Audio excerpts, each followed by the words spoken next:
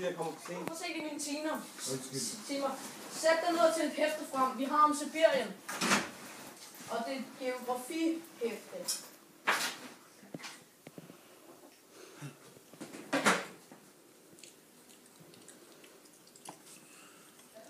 Kan I fortælle mig, hvad hovedstaden af Sibirien er? Stephanie? Foundation? Nej, tæt på. William? Nørrebro.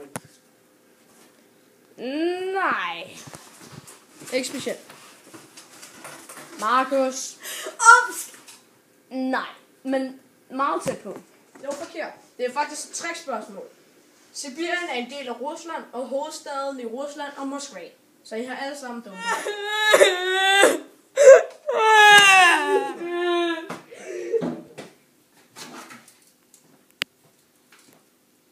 Læg den telefon væk.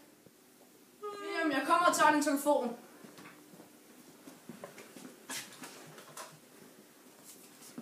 Bøsse. Nu er klokken 3:05, og siden jeg er sød lærer, så får jeg alle 5 minutter tidligere fri. Okay.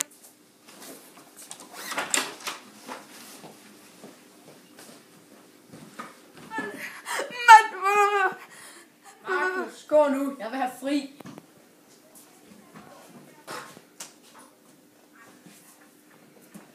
Så er jo lige glad.